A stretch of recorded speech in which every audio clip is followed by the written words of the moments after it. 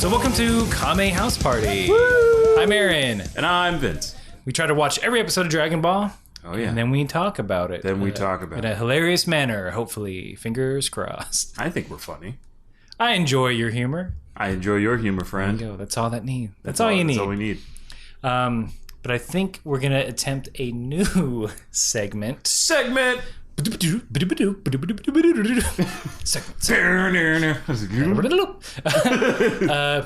the first Dragon Ball is like 150-ish episodes. Mm-hmm. We realize people may or may not discover this later on down the line. Mm-hmm. We don't want you to feel like you have to listen to every episode to catch up.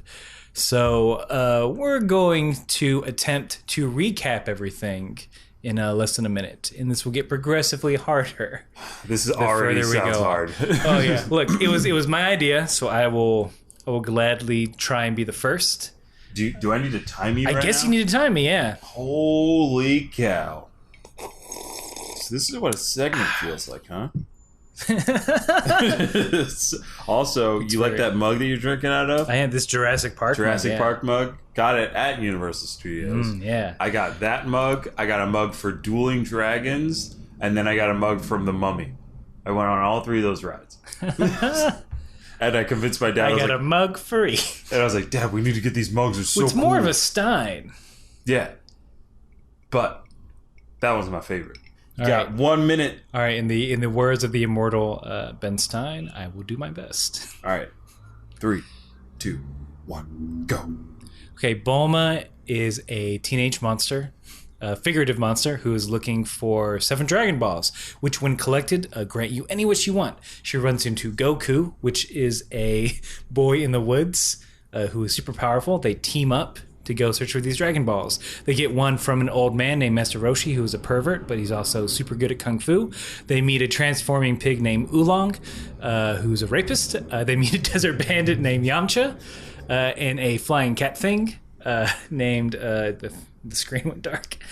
Who can also shapeshift. Oolong can also shapeshift. They almost gather all 7 balls. And then they're one away, but then there's also this goblin guy named Emperor Pilaf who's trying to get them.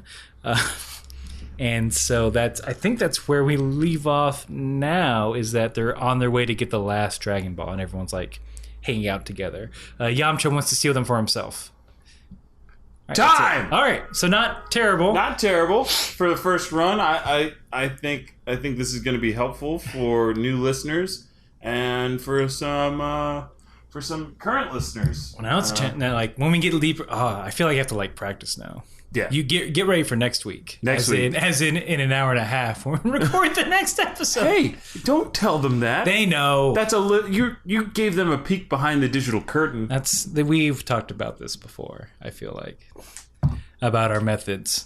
You're giving me a real stern look. We're in an age of look, man, we're in an age of privacy in 20 years is going to be a foreign concept to our grandkids, if and when we have grandkids. Okay. I feel like maybe or maybe not, or maybe there'll be some backlash and we'll become extremely private again. I don't know. It depends on which apocalypse happens. Ooh. I would like to postulate on that, but we got to get on the Dragon Ball. So as tradition, when we record in our New York office, I forget my notes. But I didn't have a ton of notes for these next few episodes, just because they were pretty fun. Yeah, they're very much hey, this is just fun, except for this one. Okay, we're talking about episode 10.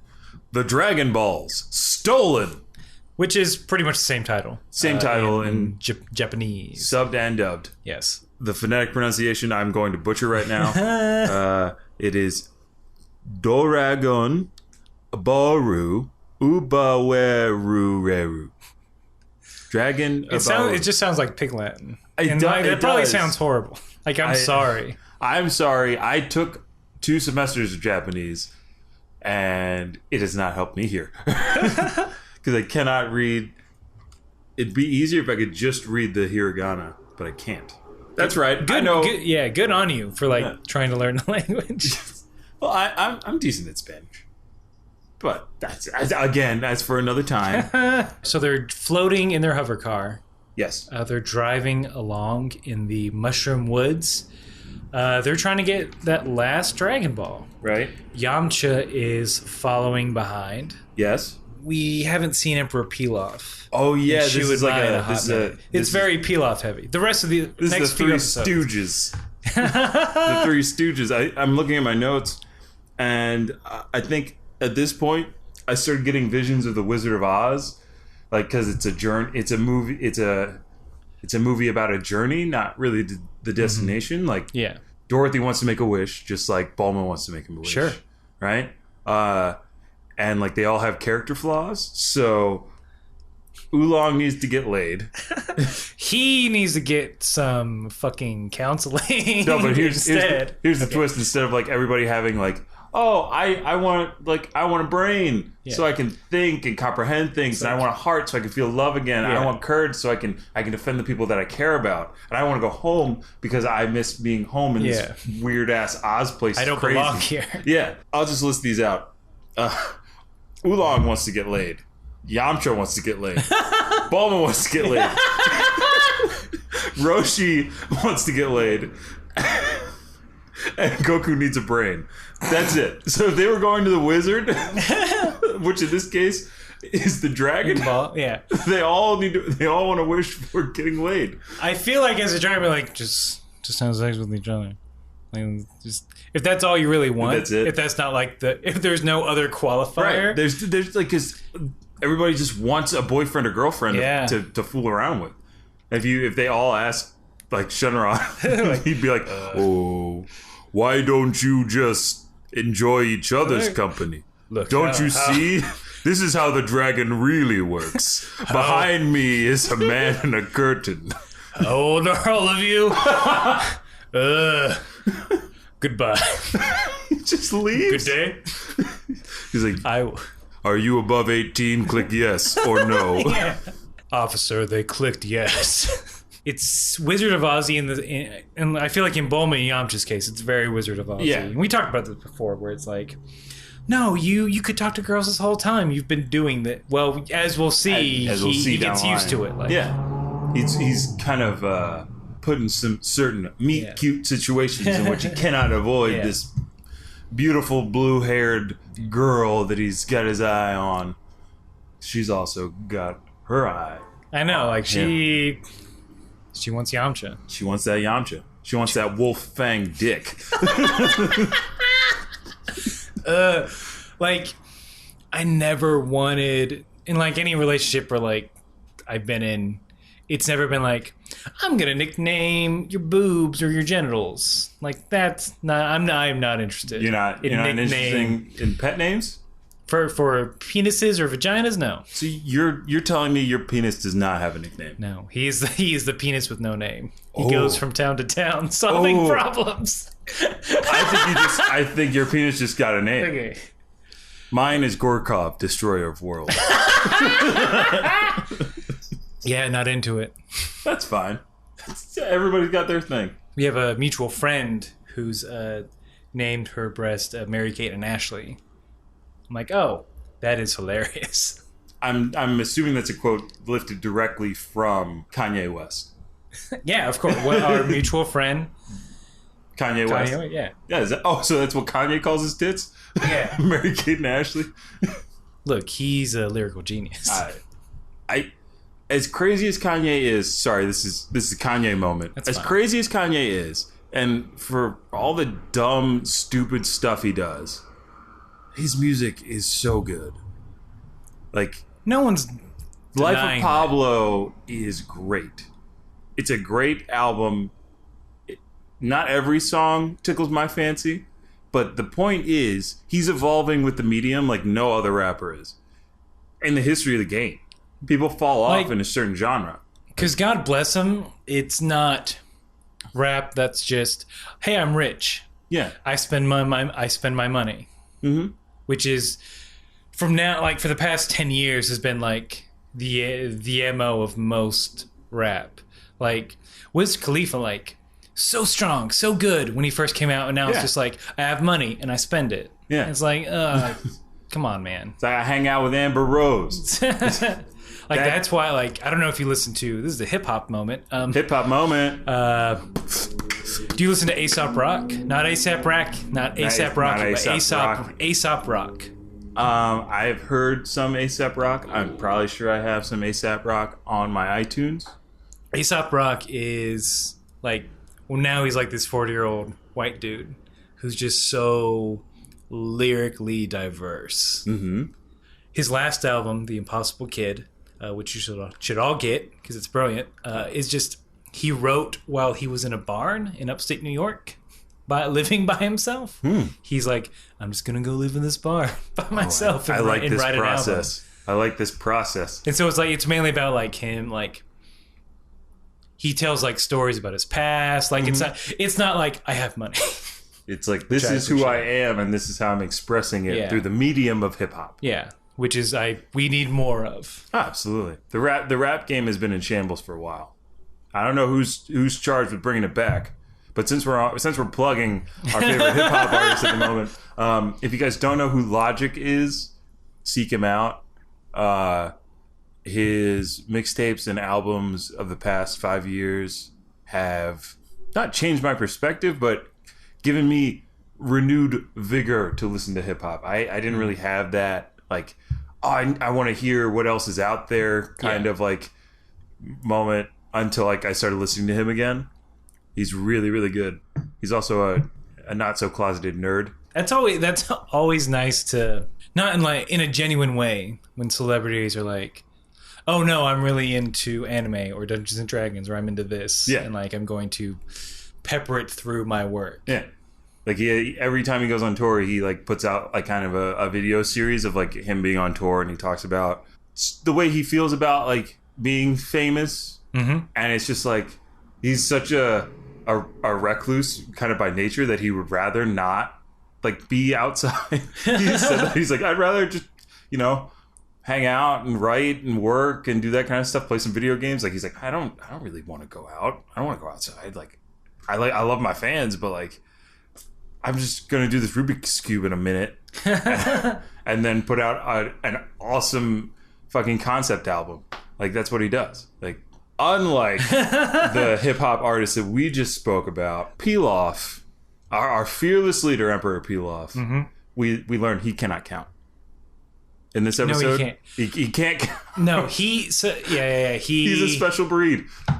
He's like, all right, I got all them Dragon Balls. And then Shu and Mai are just, no, you only have six. And he goes through this routine of like, no, I have them all. Let's see, one, two, three. It's like a Bert and Ernie skit from Sesame Street. Like, you're learning how to count, but it's also funny. And somewhat sad. Yeah. Because I think at this point, filling in the plot here, Shu and Mai get back in those grasshopper robots. Yeah. Track down our Dragon Ball squad. Oh yeah, we did skip ahead a little bit. And they turn over the car. They find all the Dragon Balls. It is a well planned attack. I remember from my notes, because I think I underlined it. It's like, why didn't they do this first? Exactly. It's like, why don't we just blow them up? Yeah. Let's just shoot them. I imagine the Dragon Balls are nigh indestructible. Not indestructible. Yeah. But like, I feel like a missile isn't going to destroy them. A missile. So yeah, it's like, if you're already like, you're accepting the fact that like, Emperor Pilaf is going to get the Dragon Balls. He's going to wish to be emperor. Then we're set. That's it. Yeah, we're set. Let's be on the right side of history, which they're not. Spoilers. They're. It's. Wait, you're telling me Pilaf, Shu, and Mai don't succeed? I thought the rest of Dragon Ball was just about Pilaf's reign as. I hope Shu and Mai land on their feet somewhere. God bless them, because they are an industrious pair, to say the least. Because I do think they're like, if nothing else, they're fun to watch. Oh my god, yes. They're so much fun to watch. I miss them so much when they're not around. Yeah. As much as you can miss Zoe Deschanel in a trench coat and a ninja dog. There you go. But yeah, they robot suit up, like blow up car, steal them balls. Yeah. And then Bulma is like, Goku, go save us. Yeah. And then there's another hilarious misunderstanding from Goku the Hick. Goku versus technology. Once again. Round something. round 150. And unfortunately, this round goes to technology. Because Shu and Mai have devised the perfect exit strategy in which they park their robots, they get in a plane, and they fly off into the distance. No, like as a criminal. Yes. Not that I'm a criminal, but like if you're going to be a criminal, that's a good... That's how you do For it. anyone planning to rob a bank. Yeah, if you're going to rob a bank... The vehicle you escape the bank in is not the vehicle you take to your hideout. No. Okay, would-be bank robbers, all of you who are listening, you got to pull that Queen Latifah taxi movie with all the hot models as I thought you were going to say Light It Up. Light It Up. Is that what's Queen? I think Queen Latifah's in it. It's like 4 African American women who are bank robbers, and they wear like the clear mask. What? It's early 90s. Oh, God. Light It? Yeah. Is it? I think it's called Light It Up. Oh, my gosh. I feel like I want to watch that movie. Yeah, we'll see if it's up there. But it's like, yeah, I think Queen Latifah. Yeah. A rapping female. A rapping female. So it's Queen Latifah. So I think Erykah Badu. Who's Will Smith married? Jada Pinkett Smith? Yeah, Jada Pinkett, I think is. Oh, at that point she's just Look, Pinkett. I'm probably before she got into that whole Scientology thing. Yeah, on all this casting, I am probably definitely wrong. But there is a movie called Light It Up about these 4 African American women who are bank robbers. They're like, they're tired of fucking men, basically. Oh, yeah, of course. And like, we're going to rob banks. Yeah, Black. I mean, that's what this country has forced our proud black women to. They were forced into it. They were forced. They have no other recourse. It's not bad. Man, I'm thinking about it now. It's not bad because there's like the... Because when you rob a bank, you're like, automatically the feds are fucking on you. Yeah. So don't rob a bank. Rob a credit union. rob actual money that like actually belongs to people. Yeah. Not well, I mean, unless you're robbing a bank where all the money is insured, so the actual all credit patrons, unions, most credit unions are insured by FDIC. I mean, and that's why the credit unions aren't beholden to investors as much as regular banks. So, like, your money is safer in the long run in a credit union because, like, if there's another financial crisis, guess what? Your money is still worth what it was worth when you put in. Because it's the members are the ones that own the stake in the credit. So this has been the Financial Minute, where we explain the difference between banks and credit unions. This is becoming a helpful podcast as well as entertaining. So don't tweet us and be like, you guys don't do anything meaningful. You're a stain on society. It should be taken out. You're a goddamn group of millennials that are feasting off the backs of the hardworking middle class. I am upset that I'm a millennial. I'll be honest. I grew up thinking I was a Gen Xer, and then, if technically speaking, I'm like the very beginning of millennial. And I'm like, I self-identify. I tell people I self-identify as a Gen Xer, which is your right. You can identify as whatever you want these days. Whatever generation. Look, for I like to think I'm a baby boomer because I was a baby at one point. I'm a real yuppie. A real yuppie. Just money over everything. Goku fights an empty robot suit. Yeah. And gets confused. Very confused. Like the lid on it shuts and he's like, oh no, it's going to attack. But then it doesn't. And then he just beats up an empty robot suit. Yeah. And then reports back to Bulma like, okay, I did it. But there were no Dragon Balls.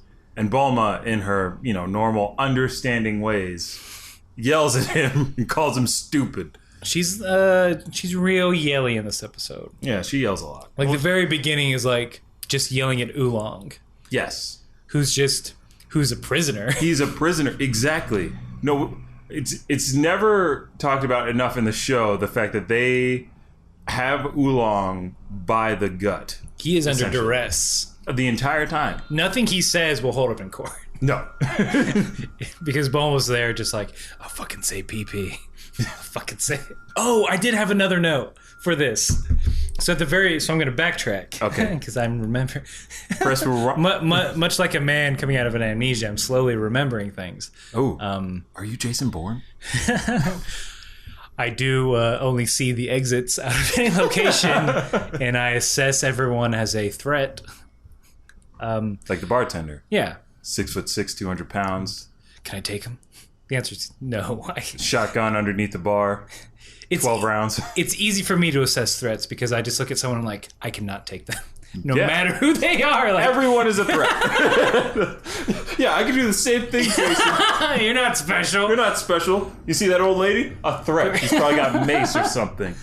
Oof. Yeah, at the very beginning, she does it all right, pee, and like he goes and like shits himself. And I'm like, you know what to do, Oolong. Just shit on her. Just like, all right, lady, drop trowel. Just and in the car. Just aim it at the Dragon Balls. On her, yeah. On the Dragon Balls. It's like, try me. Again, you have to fight crazy with crazy. Exactly. So that's my advice. I wish to Oolong could hear this right now. Oolong, if you're out there. If you're an actual person. If you're out there, Oolong, and you're listening to this, we're on your side to a certain extent. To a certain extent. To the extent where, like, we don't want you to die of dysentery because of a whiny teenage girl's prerogative of finding a boyfriend. You just got caught in the crossfire, bro. Yeah. The other stuff, like, fucking stop. Yeah. The stealing of women. He hasn't changed. No. Well, as we'll see in later episodes. Characters, they kind of just, they build to a point and then they plateau. Mm-hmm. Nobody ever changes, really. Much like life. Much like life. So, unfortunately, the Dragon Balls are stolen. Mm-hmm. Yamcha's like, all right, well, I have to help him now. I can't just... He has no choice. Yep. He's got to talk to a beautiful girl. Oh, no. Also, like, about Yamcha's fear of women. If it's so debilitating that he cannot fight, which is, like, his primary thing, wouldn't it behoove him and Puar to train to be better at dealing with women? Because if Puar is a shape-shifting creature, also Puar is a female creature. So why doesn't Puar just turn into any woman and just hang out with Yamcha so that he gets used to it? Look, man, Puar wants... She wants Yamcha to love her for her. You know what? You don't want to catch feelings. Can't be catching feelings when you're a desert bandit. When you're desert bandits can't be catching feelings. That's a t-shirt. It's a goddamn Yamcha t-shirt. There's so much about their desert life. To quote a Counting Crows album. Whoa. You don't know what has happened, but clearly no one had the thought. Unless Yamcha's like bored when I'm like, hey, Puar, I'm just gonna throw this out there. You know, pick it up and run with it if you want. What, Yamcha? Do whatever you want. You're a shapeshifter of like a very skilled one. Of course, Yamcha. I went to school. Yeah, you top of your class. I like that. Oolong. Yes. Why don't you transform into a human lady for me? What? I'm not that kind of cat. You're sick, Yamcha. Fine, I'm sorry. No, fuck you, Yamcha. I'll turn into a gun and shoot your face. You asked me to do something like that again. I still don't understand the mechanics of that. I don't know either. I don't know what I'm shooting. Like, there's a part of, like, do you lose your stomach or lungs if you shoot a bullet at me? I don't know. Let's find out. Boom. No. So yeah, we don't know what happened in that cave. Yeah, we don't know what goes on in that cave. But they team up. Yeah. So then we get the full Ball Squad. The first time anywhere, Ball Squad. Ball Squad. Ball Brigade. The Ball Brigade. Yes, that's the official Kame House Party name for Pre-Z team. Pre-Z team.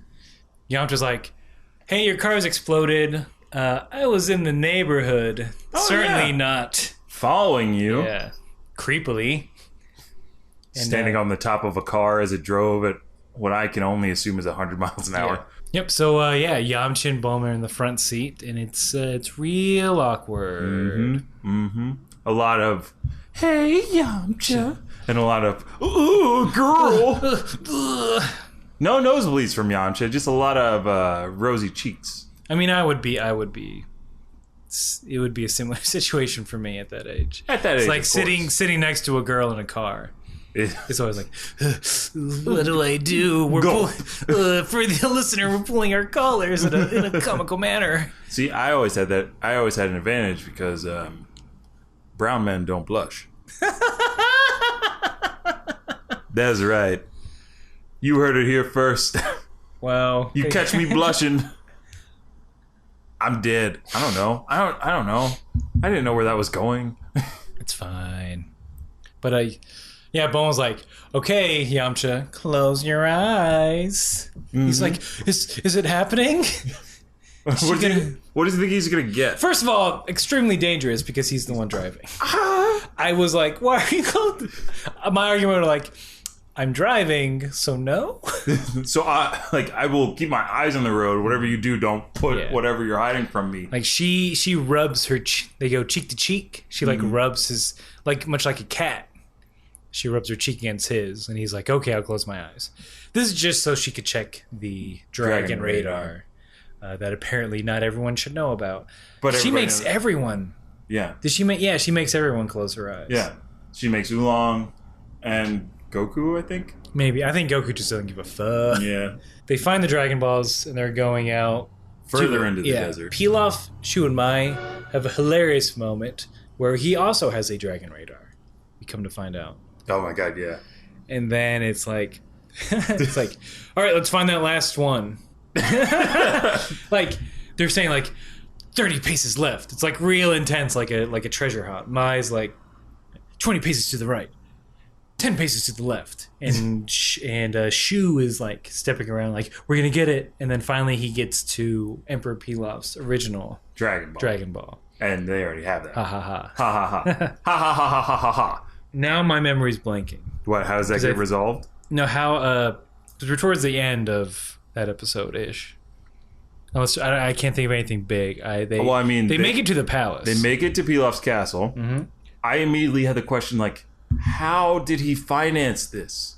Why are there only 3 people that presumably live and work in this castle? He has a sweet satellite dish. Right? Up on like the top tower. It's like tower, sentry tower, giant satellite dish. I guess that's for the dragon radar that he has?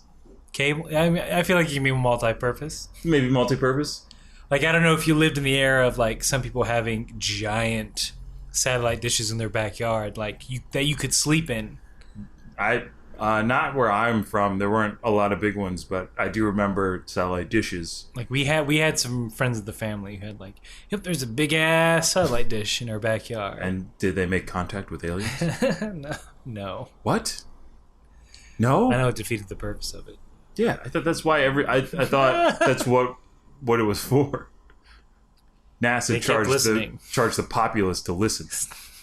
Hey man, you wanna, while you're watching your Russian channel, look out for aliens. Oh, well, okay. You sign a contract. You'll know them when you hear them. So there's this old movie with Jason Ritter, not Jason Ritter, John Ritter. Jason Ritter is John Ritter's dad. John Ritter of Problem Child fame and Three's Company fame. There's a movie called Stay Tuned where it's just a dad obsessed with TV to the point where he ignored his kids. And the devil sent him a giant satellite dish. And he got sucked into TV channels, which was just hell. Oh. And so it's John Ritter traveling through like all these deadly TV channels while his kids watched. So wait, what are the deadly TV channels? There was a... Like Double Dare 2000? Yeah, there's like a game show where it's like, you're gonna burn in hell. And there was like a zombie... like a zombie movie? A zombie Wayne's World. It was a Wayne's World ripoff, but like they were like undead. Huh. That's pretty good. Stay tuned. Anyway. Stay Tuned is the name of it? Oh, okay, cool. I kind of want to check that out. Like, that sounds like a really fun concept for a movie where like a lot of things in the 90s were like, oh, you're sucked into the computer. Yeah. You're sucked into the comic book. People were sucked into things. Yeah. A lot. A lot of people got sucked into a lot of shit in the 90s. You'd think there would be more. Like, I'm sucked into Facebook. Right? That seems like a logical progression, but instead they're making a movie about fucking emojis. But I think... Not people fucking emojis. Did you Which not would hear be about more this? interesting. It's like an emoji movie where the characters are all different emojis, kind of like Angry Birds. Because like, how do you make a movie about Angry Birds? They did a game with no plot, a game with no character really, apart from the different birds.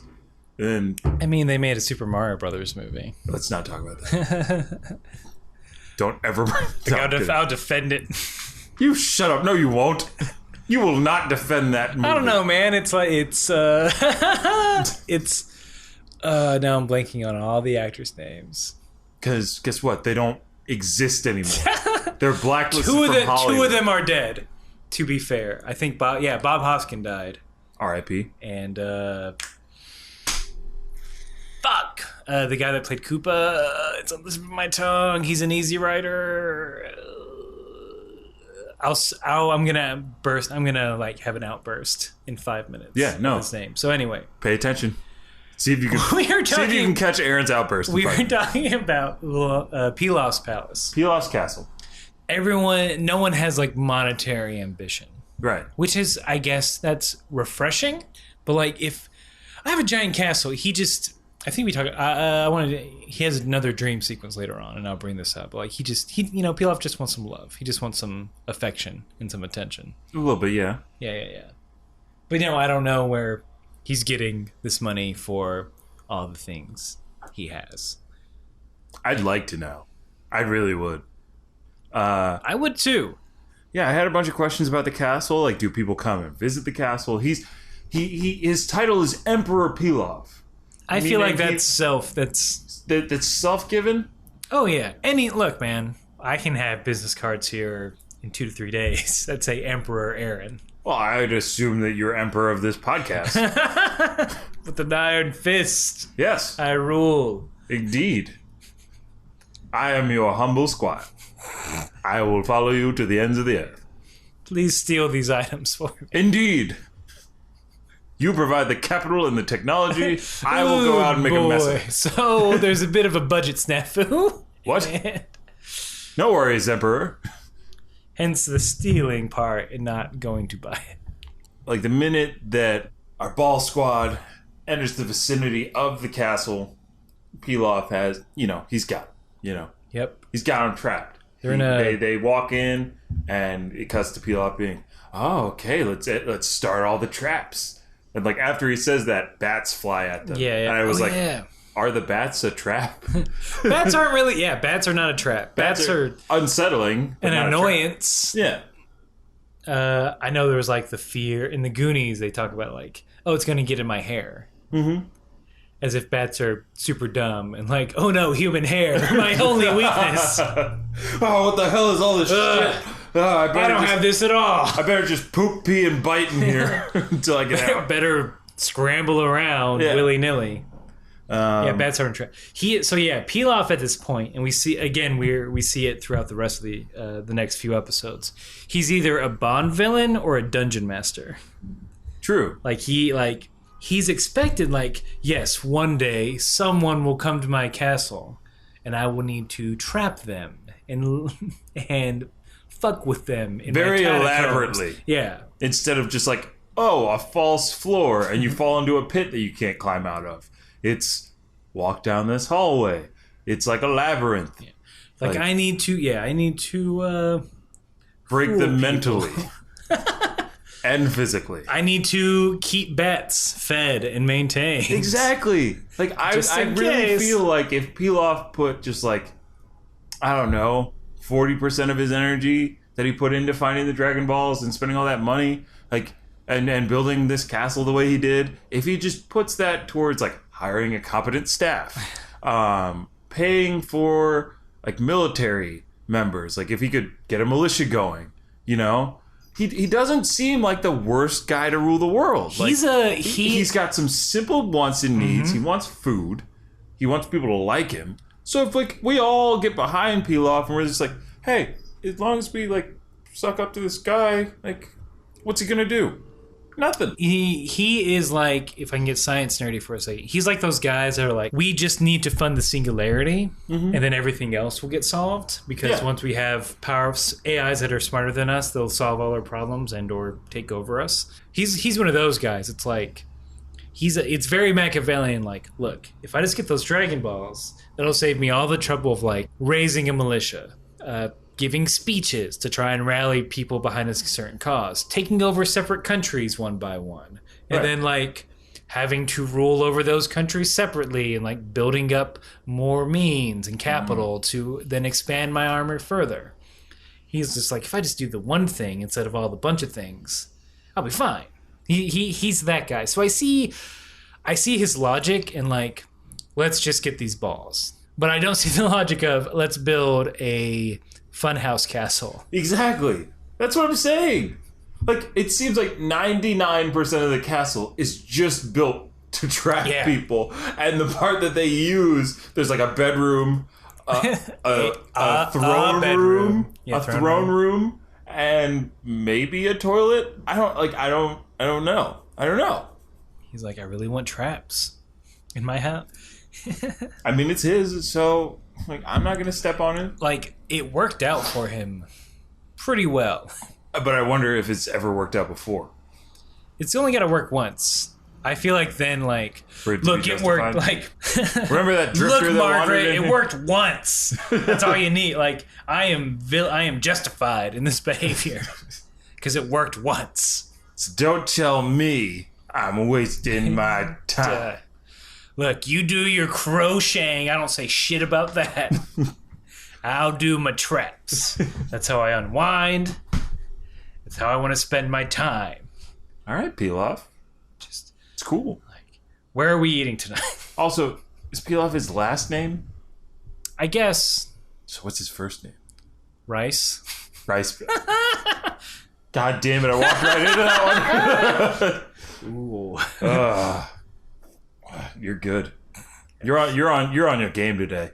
We're on something. We're on something. I'm surprised because it is goddamn sweltering. Yeah, if you're on the East Coast, you're probably threatening to kill yourself because of the heat. If you think back, everyone, to August, the second weekend of August, 2016.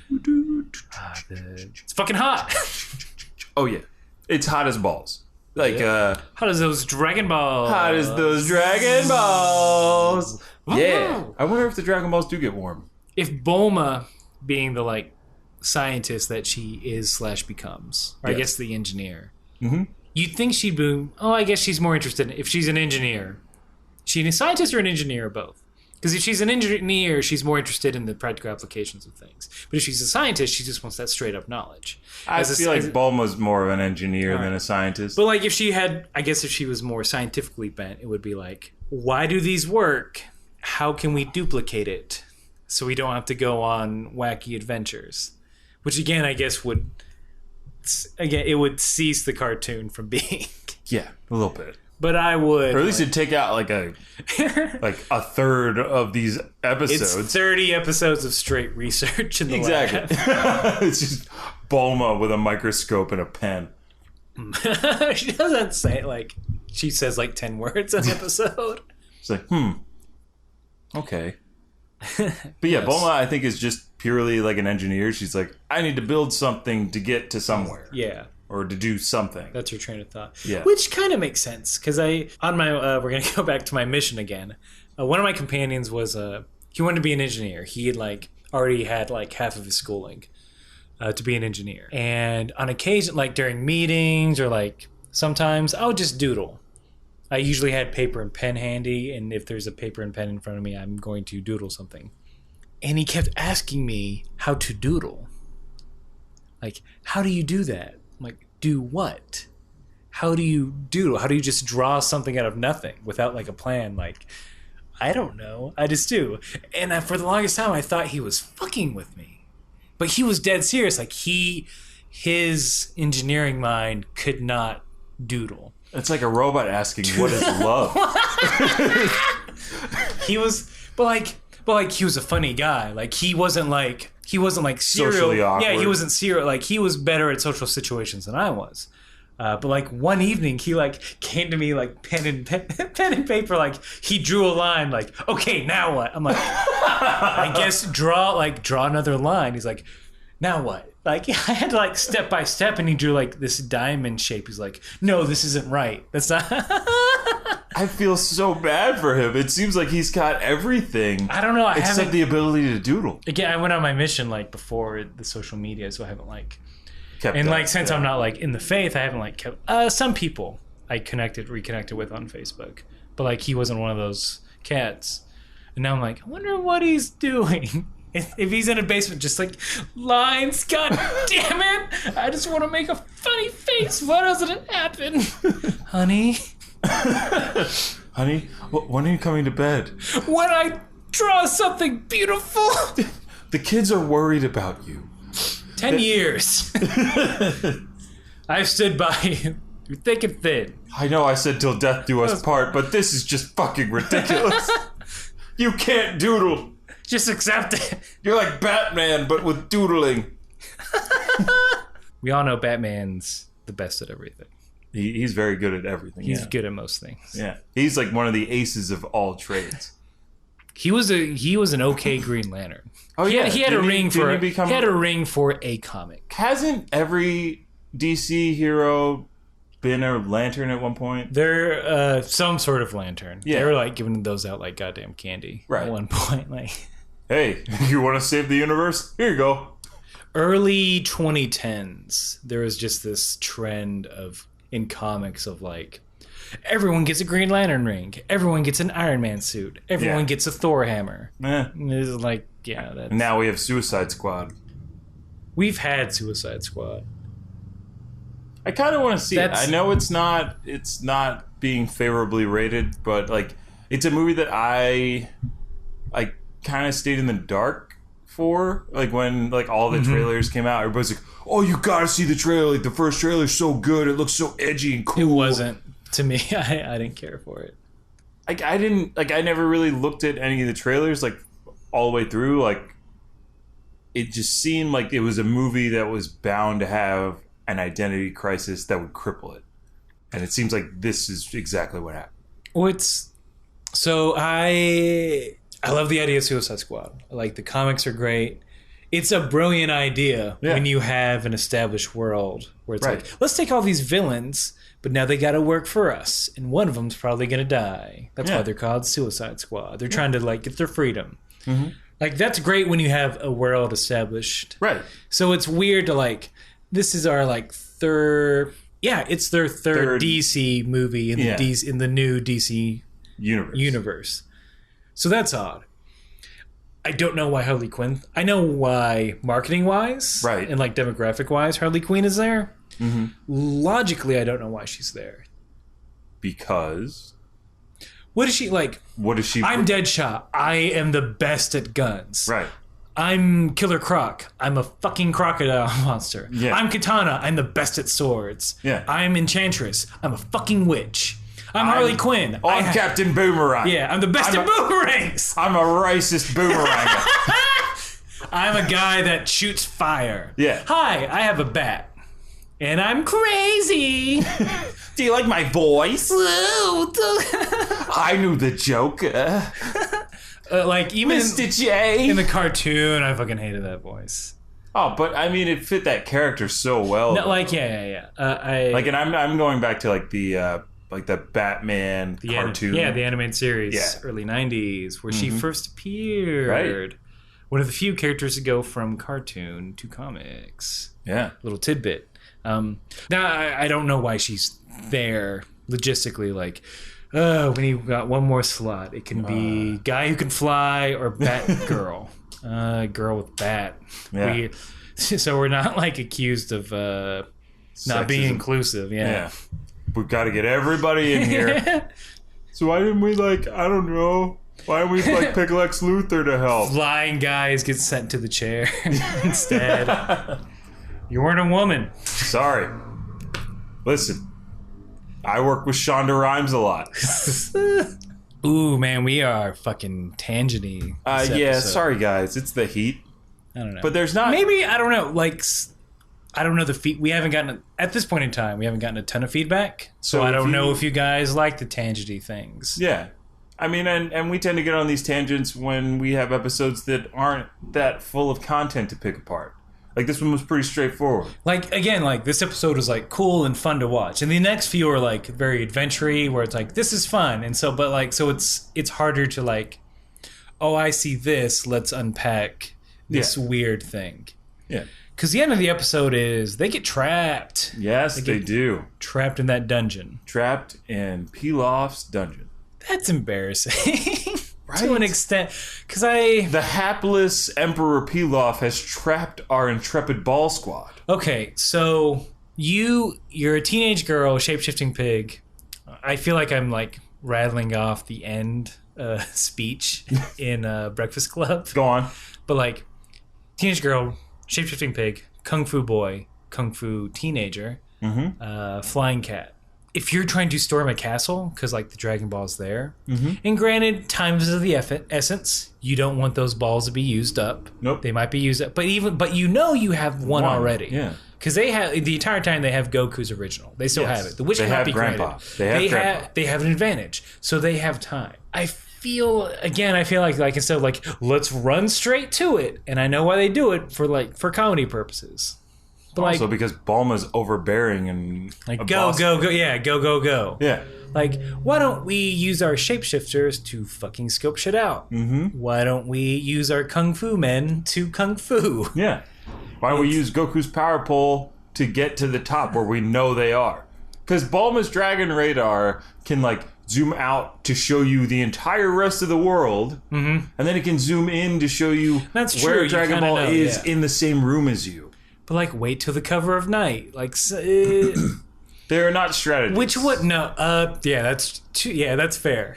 The Dragon Ball universe is not for like, let's think about this and what's the best way to approach it. It's, I'm going to punch this. I can't punch it. Clearly I'm not strong enough to punch it. So I have to go get stronger. Come back and punch it. Now I punched it. I punched this problem. It's gone. Shit, another problem. Better punch it. Or it's like, I better punch this problem. Oh wait, this was a mistake. This problem killed me. Okay, now I gotta get stronger in death, come back to life, and then punch it some more. I like that your training, that you getting swole transfers over from death to life. Oh, it does. As we'll see in like a year and a half. Oh my god, when we get to Snake Way, holy cow. I am going to flip a shit. I love Snake Way. Home for eternal losers. Oh, it's so good. Because they couldn't spell out hell in 1996. Yep. But yeah, this episode ends with them being trapped. Yeah. And no way out. No way out. Yeah. Goku's not strong enough to punch through the wall, neither is Yamcha. There's a couple other traps they go through that we kind of gloss over. One of them was the pillar punch, like the pillars. Yeah, there's just pillars. They're trying to squash everybody from all different angles. Which they karate their way out of. Of course. Thankfully.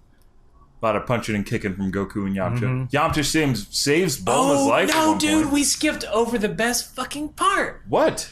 The arrows. Arrows? It's in this one, yeah. Okay, so after the pillars, they go down in this dungeon, and they're like, let's keep going further through this dungeon. Like, let's get the fuck out and regroup. A lighted pink arrow pops up. Oh, those arrows. I thought you meant like Indiana Jones style. No. Like actual symbol of an arrow. Yeah, the pink arrows. So they're pink arrows. How did we skip over this? We got too excited about Suicide Squad. Yeah. So pink arrow points them in a direction. They're like, what's this? Well, we're in a dungeon full of traps, so clearly not a trap. Let's follow it. More pink arrows pop up.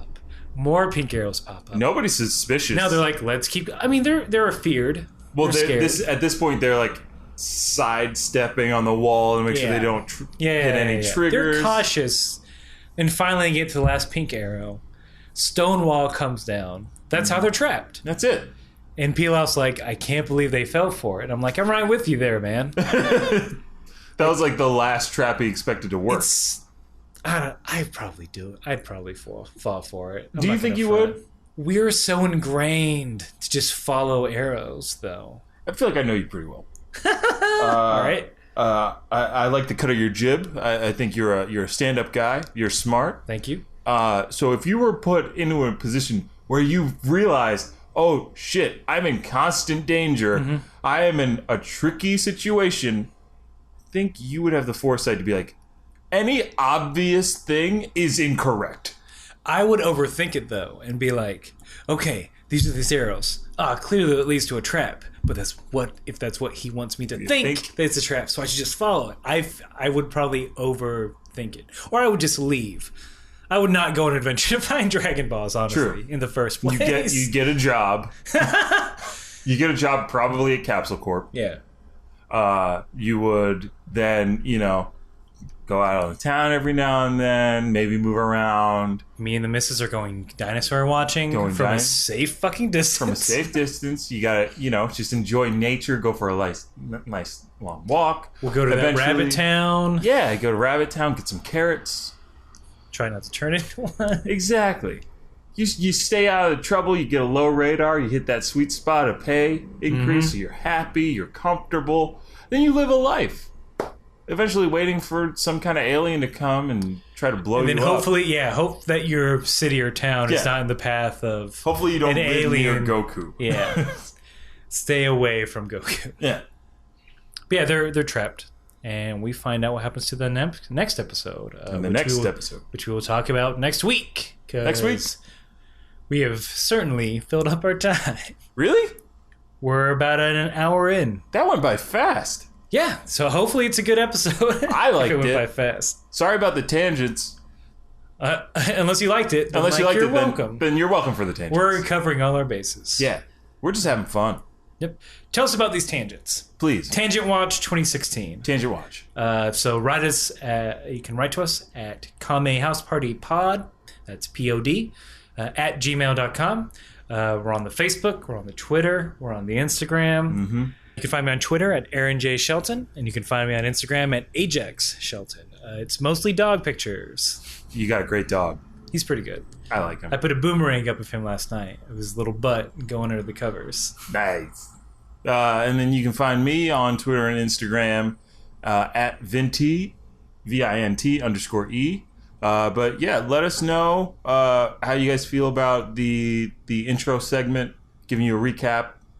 The minute wrap up of Dragon Ball's past.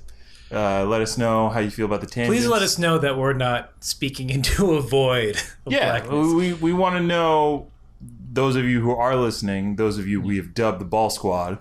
Yeah, you're the Ball Squad. They're the Ball Brigade. They're the Ball Brigade. You guys are the Ball Squad.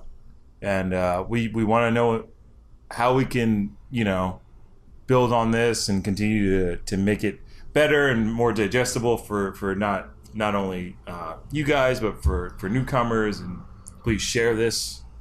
Yeah. Because we really enjoy making it. Yeah. Like, we would do this regardless. Yeah. It's just it's like, if people enjoy it, we want to hear about it. If you don't enjoy it, we want to know. Yeah. We want to know what about it. So don't just be like, you two sound like assholes. It's like, that's fair. That's a fair statement. Not the worst thing I've been called. Not the best. No. We still don't have an official sign-off. We don't have a phrase. We don't have one right now. Yeah. But I think once we get to a certain episode, I think we'll find one. That's what I'm saying. Like, I don't want to put it now because it's kind of spoilery. Yeah, let's not bullet to the head. Yeah. All right, fair. So for the time being, just goodbye. Dragon Boru. Your Your wish has been granted. Ooh, that's not bad. Yeah, it's not bad. Okay. Yeah, so maybe we'll see how that sticks. Yeah. Maybe we'll if someone writes us in and is like, say this at the end, we'll probably say it. Yeah, we'll say it. It'll be like, you won't hear it for like a month from when you send your email, but just know we'll respond in some way, shape, or form. All right. Your wish has been granted. Peace. Bye.